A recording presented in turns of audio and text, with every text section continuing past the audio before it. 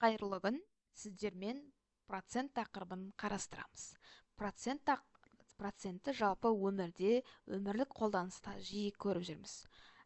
Үлкен сауда орталықтарында жарнамаларды жиі көреміз. Мысалға 20% жеңілдік немесе 10% жеңілдік.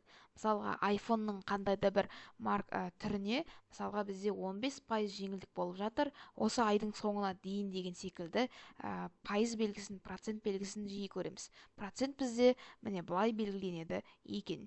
Және кез келген бір жұмыс немесе мысалға бір кітап болсын, ол бізде 100%-ды құрайды екен.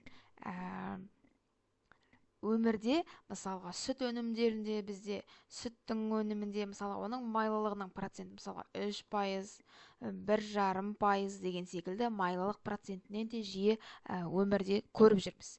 Енді біз әрі қарай тақырыпқа кез келген процентті біз бөлшекпен немесе натурал санмен жаза аламыз. Мысалға бізде 300% берілсіне, осыны біз натурал сан түрде жазыңыз дейді. Онда бізге оны 100-ге бөлу жеткілікті. Демек мен мұнда жазамын 300% бөлінген 100%. Яғни мен оны 100%-ке бөлемін. 300-ді 100-ге бөлетін болсам бізде 300 шығады екен. Келесі мысалға берілген бізде 120% дейді. 120%-ті бөлемін 100%-ға. Яғни менде 1,2 шығады екен. Келесі тағы да мысалға бөлшекпен жазыңыз деу мүмкін. Мысалға берілген 40%-ті бөлшекпен жазып көрсетіңіз дейді. Мен берілген 40%-ті жай ғана 100-ге бөлемін. Егер қысқаратын болса, қысқартамын. 40-ті 20-ға бөлетін болса, мұнда 20 шығады. 100-ді 20-ға бөлетін болсақ, бізде 5 шығады екен. Тағы да қысқарта аламын. Мұнда 20-ға 5-ке бөлсем 4, мұнда 1, әрі қарай келесіге көшіп көрейік біз мұнда. Мұнда бізде бөлшекті немесе натурал санды процентпен жазу үшін оны біз жай ғана 100-ге көбейтеміз. Берілген мысалға 4-тен 3 бөлшегін процентпен жазыңыз дейді. Онда мен жай ғана 100%-ке көбейтемін. Міне 100-ге көбейттім. 100 бен 4 бізге қысқарады. 25-ке, мына 25 пен 3 көбейтіледі. Сонда бізде 75 шығады екен. Келесі, мысалға 2-ден 1-ді біз пайызбен жазып көрейік. Оны мен жай ғана 100-ге көбейтемін. 100 бен 2 50-ге қысқарады. Сонда бізде 50 шығады екен. Келесі, мысалға 5-тен 2 бөлшегін процентке көбейтемін. Жай ғана 100-ге көбейте салам. 5 пен 100 20-ға қысқарады. Сонда менде мұнда 40 шығады екен. Енді 10-дық бөлшекті жазып көрейін. Мысалға 1,7. Мен оны жай ғана 100%-ға көбейтем. 100-ге көбейте салам. 100-дің бізде 2 0 бар. Мына үтір 2 орынға жылжиды. Сонда бізде 170 шығады екен. Келесі 1,9 болсын. Оны көбейтемін 100%-ға. Сонда 100-дің 2 0 бар. Мына үтір 2 орынға жылжиды. Сонда менде 190 шығады екен. Әрі қарай біз оқулықтағы кітаптарға қарастырып көрейік. Бізде 1087 есеп процентті 10-дық бөлшекпен жазыңыз дейді. Мен онда жай ғана 100%-ке бөле салам. Бөлінген 100. Сонда бізде бұл 0,100-ден 1 шығады екен. Келесі 6%-ті бөлейін 100-ге. Сонда бізде 0,100-ден 6 шығады екен. Келесі 10%-ді бөлемін 100-ге. Екеуі де 10-ға қысқарады. 10-ды 10-ға бөлсем 1, мұнда 10. Сонда 0,10-нан 1 шығады екен. Келесі 25%-ді бөлемін 100-ге. Бізде бұл 0,100-ден 25. Міне біз 10-дық бөлшектерді жазып отырмыз. Берілген 50%-ті бөлейік 100-ге. Екеуі де 50-ге қысқарады. 100-ді 50-ге бөлсем 2, 50-ді 50-ге бөлсем 1. Бұл бізде 0,10-нан 5 шығады екен. Келесі 75-ті бөлейік 100-ге. 0,100-ден 75 шығады екен. Келесі 120, оны бөлейін 100-ге. Бұл бізде 1,10-нан 2 шығады екен. Келесі процентті жай бөлшекпен жазыңыз дейді. 2-ні бөлемін 100%-ға, екеуі де 2-ге қысқарады, 50, мұнда 1. Келесі 5 бөлінген 100. Екеуі де 5-ке бөлінеді. Мұнда 20, мұнда 1 қалады екен.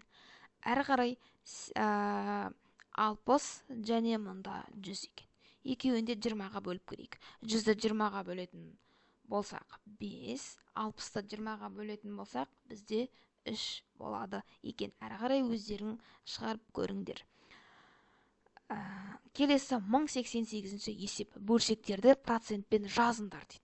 Мен 100-ден 9 көбейтілген 100% деймін. Мына 100-бен 100 қысқарады, сонда бізде 9% болады екен.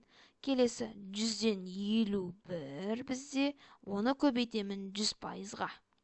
Мына 100-бен 100 қысқарады, сонда бізде 51% шығады екен. Келесі 100 алымында 93 екен. Оны көбейтемін 100%-ға. 100-бен 100 қысқарып, 93% қалады екен.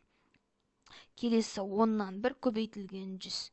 100 бен 10-ға қысқарады, сонда бізде мұнда 10% қалады екен. Келесі мына қатардағы екінші 25-тен 1 көбейтілген 100% деп жазып көрейік. 100 санының ішінде 25 сан 4 рет бар, 4-ке қысқарып, сонда бізде 4% болады екен. Келесі үшіншісінде бізде 0,10-нан 1-ді көбейтіп көрейік 100-ге. Мына үтірдің жылжуын біз үтірдің 100 санында 2 0 бар.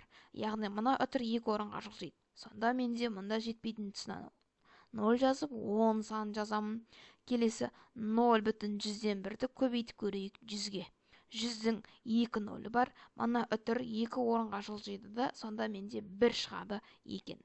Келесі 0,100-ден 8-ді көбейтіп көрейік 100%-ға. Мұндағы 100-дің 2 0 бар, үтір 2 орынға жылжиды екен, сонда менде 8 қалады екен. Әрі қарай 0,100-ден 91-ді көбейтіп көрейік 100%-ға. Үтірден кейін 2 сан тұр, демек үтір 2 орынға жылжып, бізде тең болады екен 91%-ға. Әрі қарай бізде 1089-шы есеп. Егер берілген санның 1%-ы 4-тен 3, 20-дан 7 саны болса, бізге 100%-ы неге тең дейді? Яғни берілген 4-тен 3-ті мен көбейтемін 100%-ға. Бізде 100 бен 4 қысқарады, мұнда 25, демек мұнда 75 қалады екен. Келесі бізде 20-дан 7, оны көбейтемін 100%-ға. Сонда бізде мұнда 5, мұнда бізде 35% болады екен. Келесі 25-тен 9, оны көбейтемін 100%-ке. Мұнда 4-ке қысқарады да, сонда менде 36 болады екен. 9, 4-ім 36, өйткені. Келесі аралас сан түрде беріп тұр, 1,10-нан 3 екен. Мұна тұрған 1-ді бөліміне көбейтемін да, тұрған алымына қосам. Бөлшектің бөлімін өзгеріссіз көшіріп жазам. 10, 1-ді 10-ға көбейтсем 10, алымындағы 3-ті қосамын, сонда 13 екен.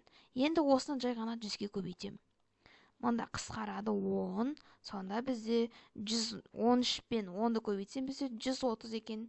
Келесіде де дәл осылай 3,2-ден 1, оны мен бөлшекке айналдырайын. 3-ті 2-ге көбейтемін 6, алымындағы 1-ді қосамын 7 екен. Енді осыны 100%-ға көбейтемін. Мұнда 50 болады. 7-ні 50-ге көбейтетін болсам бізде 350 болады ма? 350 шығады екен. Келесі, мұнада да дәл солай 1,8-ді көбейтемін 100-ге. Үтірден кейін 2 орын сан бар, яғни бізде мұнда 180 болады екен. Келесі 0,100-ден 27-ні көбейтемін 100%-ға. Сонда менде 2 орынға жылжиды, мұнда 27 болады екен.